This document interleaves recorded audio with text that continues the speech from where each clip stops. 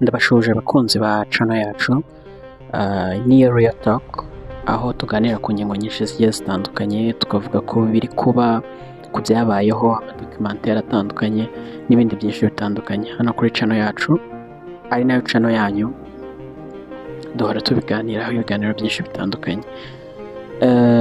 Rero uyu munsi hari ingingo nifuza ko cyangwa se nifuje ko tuganiraho.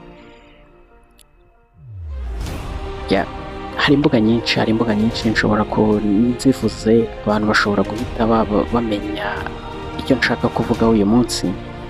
Hari imbuga nyinshi zitandukanye ujyaho ukahasanga amashusho y'urukozasoni, ukahasanga amashusho y'urukozasoni menshi atandukanye yashyizwe hanze n'abantu batandukanye. Bamwe barakitinga, abandi baho kubw'amayeri aba yabayeho, ariko aba yagiye hanze. Kandi kuba yagiye hanze hari abayareba, ndetse hari abareba ibyo bikorwa biba byakozwe. Rero uyu munsi nashatse ko tuvuga kuri filime z'urukozasoni, ingaruka mbi cyangwa se ibijya byo gukoresha cyangwa se byo kureba filime z'urukozasoni. Ese ni iki byangiza ku mibanire yacu? Ni iki byangiza? Ese ku mibanire yacu n'abandi byo byangizaho iki? Uyu munsi rero nibyo nifuje ko turebaho. Ndamutse ntagiye kure cyane, ku itariki 17 z'ukwa mbere 2027 nibwo hano hanze twumvise inkuru ivuga ko ya Emeline, ko hari hasohotse amashusho ye hanze. Uwayakoze we sinakorerwa mbitindaho, ariko nanone kuba yayakoze nabwo kiba ari ikindi kibazo. Rero tugiye kureba ibibi byo kureba filime z'urukozasoni. Uyu munsi nicyo kiganiro tugiye gukora, ntabwo kiri bube kirekire, kiraba kigufi cyane kugira ngo tubashe kumva ndetse tunasobanukirwe ibintu biri kujya mbere. Mbibutse ko ubundi mu busanzwe filime z'urukozasoni zirarebwa cyane. Ubundi bavuga ko 60% by'abatuye isi byibura rimwe mu mwaka, by'abagabo batuye isi bose byibura rimwe mu mwaka baba bararebye filime z'urukozasoni, naho 40% by'igitsina gore rimwe mu mwaka biba byararebye filime z'urukozasoni. Noneho muri abo 65% baba barabaye addicted, barabaye addiction ku buryo nta kintu ushobora gukora batazirebye. Kuri abo 40% nanone baba igitsina gore, nabo ugasanga 1% yabo babaye addicted kuri filime z'urukozasoni. Muri kumva ko icyo kintu ntabwo ari ikintu cyoroshye, ni ikintu kiri scandal, ni ikintu kirengeje urugero. Uyu munsi rero nifuje ko tuvuga ku bibi byazo, kandi noneho tukagerageza no kugira inama abantu uburyo bakoresha kugira ngo babashe kubivamo, babashe kuyireka, kuko hari n'abandi baba barayikoreshaga bakayireka bigakunda. Hari rero uburyo bushobora kwifashishwa kugira ngo ubashe kubireka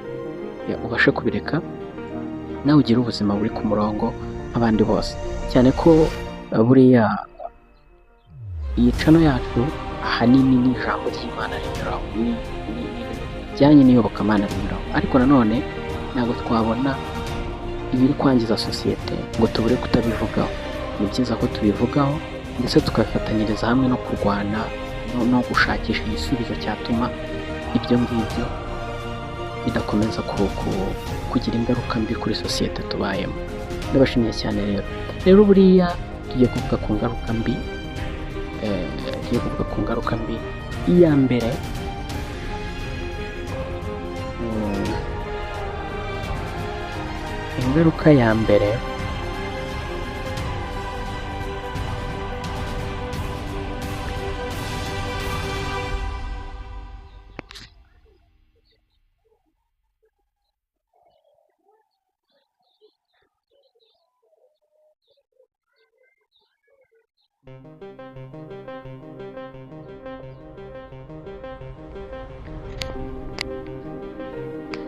ingaruka ya mbere filime z'urukozasoni zangiza imitekerereze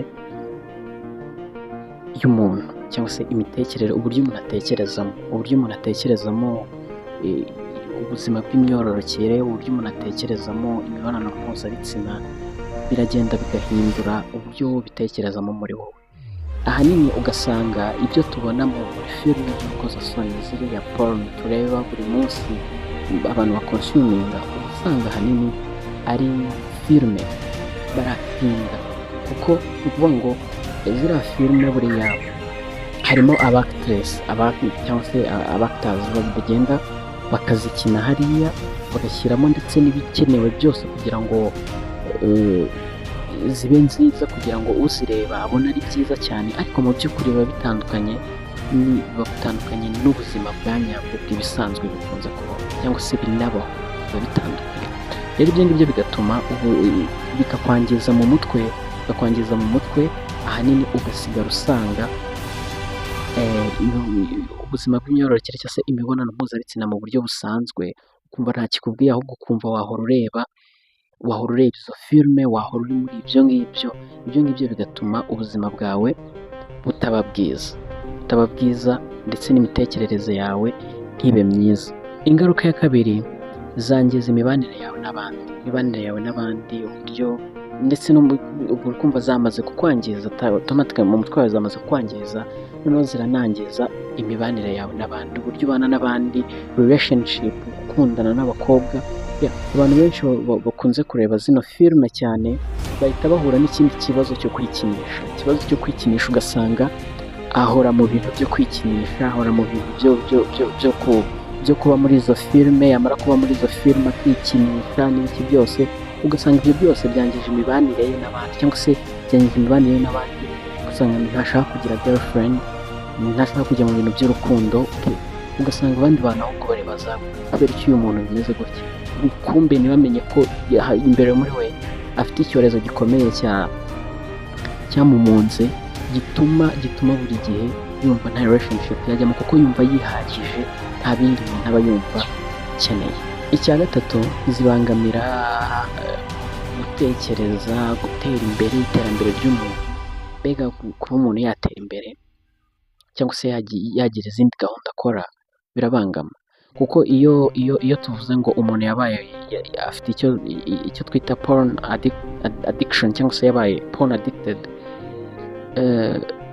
birashoboka ko aba ari mu kazi ari gukora, ariko akumva yajya muri toilette kureberamo porno, kureberamo izo filime, yamara kuzireberamo akaba yanakora ibindi, akaba yakwikinisha cyangwa se agakora ibyo bindi bitandukanye.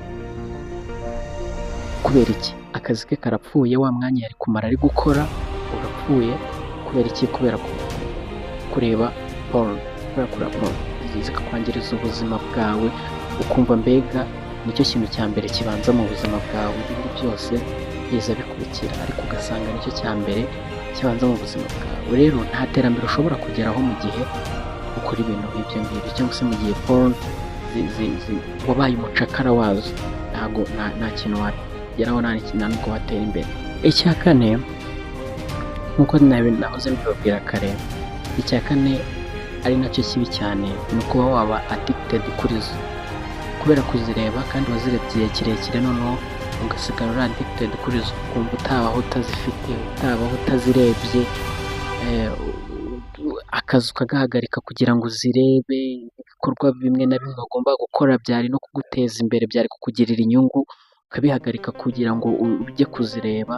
Iyo niyo ngaruka mbi cyane, kandi mbibutsa ko uburyo urebamo filime z'urukozasoni cyane, ni nabwo buryo ushobora kugera ku kigero cyo kujya wikinisha, uko uyirebye ukikinisha, kandi kwikinisha nabyo bigira buriya ingaruka zazo, bigira ingaruka mbi ku buzima bw'umuntu. Rero ingaruka ya kane mbi cyane kurenza iyindi ni kuba addicted, kuba zakuyobora cyangwa ukaba umucakara wazo, niyo ngaruka ya kane. Ingaruka ya gatanu, muri filime z'urukozasoni zisenya indangagaciro ndetse n'umuco nyarwanda. Buriya mu muco nyarwanda twavutse dusanga twatojwe buriya kureba biriya bintu, kureba ari amashusho, ntabwo umuco nyarwanda ubyemera, kirazira kikaziririzwa, ntabwo umuco nyarwanda ubyemera. Wenda mu gihe wageze mu gihe cyabyo uri kumwe n'uwo mwashakanye, okay, ariko nabwo ntimwemerewe kuyareba, ahubwo nibwo icyo gikorwa kiba gikwiriye kuba. Ariko ibindi kuyareba ku rubyiruko ukiri mutoya, indangagaciro zawe, umuco nyarwanda uba wangije kandi mu bintu bitari byiza. Ikindi cya gatandatu, buriya iyobokamana ntabwo ryemera kureba porno, ntabwo ryemera, imico ya gikristo ntabwo ibyemera. Niba rero kandi ugasanga nicyo kintu abantu basitorogoringa nacyo, bagahura nacyo cyane ku buryo uba usanga cyarabafashe bugwate, ariko akabura aho kubivugira kubera ko sosiyete ntibyemera, ahabaye community abayemo ntibyemera, ugasanga nabyo bimugizeho ingaruka. Rero muri make ni ibyo ngibyo twari twagerageje, nari nagerageje gukusanya uyu munsi, ariko si byo gusa, ahubwo hari n'ibindi byinshi bitandukanye. Urabona no ku mahormone, uko urebye ziriya filime ku mahormone, imitekerereze yo mu mutwe bigenda zigira ibyo zangiza. Kandi ikindi cya kabiri, kuri iki nari nsorejeho, buriya urubyiruko rwinshi, si urubyiruko gusa n'abandi bantu benshi batandukanye nko mu matorero y'amatorero Kristo, amatorero asenga Imana, uba usanga ahanini bahura n'urwo rugamba rwo kurwana na porn, n'urugamba rwo kurwana no kwikinisha, ugasanga n'intambara abantu bacecetse batavuga, ariko mu by'ukuri yangije abantu benshi kandi ni ikintu abantu benshi baguyemo no kukivamo ndetse bigakomera. Hari kugeza ubu ngubu uwaba ari kureba ino video kandi akibirimo agisitorogoringa ko reka mbireke ntabwo nzabyongera, ariko ejo n'ejo bundi akongera akisanga yabikoze. Niyo mpamvu rero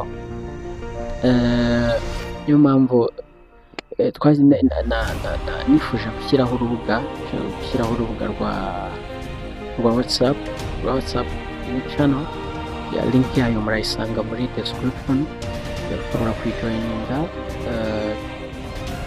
ukajya bakurikiranira inyigisho nyinshi zitandukanye zagufasha kureka intambwe, zagufasha kureba porn, intambwe zagufasha kureka kwikinisha, niba ubuzima bwawe bukagenda neza, nawe ukagira ubuzima buteye imbere, ukareka